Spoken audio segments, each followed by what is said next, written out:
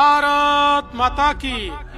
आज त्यांच्या प्रचाराकरता एवढ्या मोठ्या संख्येनं आपण सगळे लोक उपस्थित आहोत, ते उद्याच्या 13 तारखेला पुन्हा एकदा खासदार म्हणून दिल्लीला जाणार आहेत असे शिवाजीराव दादा आढळराव पाटील, ज्यांनी या मतदारसंघामध्ये प्रचंड मेहनत घेतली आणि या ठिकाणी आपल्या समोर जे उमेदवार उभे राहिले आहेत, खरं म्हणजे चांगले कलावंत आहेत, चांगले सिने कलाकार आहेत, पण ते कलाकारच राहिले, ते खासदार नाही होऊ शकत। बंधू भगिनींनो, मी त्यांना एकच गोष्ट सांगितली की जो नागरिक असतो, जो प्रेक्षक असतो, जो चोखंद रसिक असतो, तो एखाद्या नाटकाला आणि सिनेमाला पहिला तिकीट काढून जातो, पण तो सिनेमा जर फ्लॉप असला, ते नाटक जर फ्लॉप असलं, तर तो दुसऱ्यांदा तिकीट काढत नाही।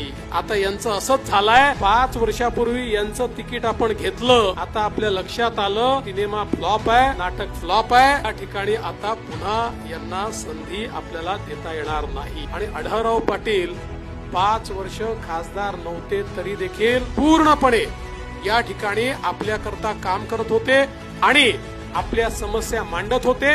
आणि एवढंच नाही तर पुन्हा एकदा शिंदे साहेबांच्या नेतृत्वात आपलं सरकार आल्यानंतर मोठ्या प्रमाणात विकासाचा निधी देखील या संपूर्ण मतदारसंघामध्ये आढळराव पाटलांनी आणला।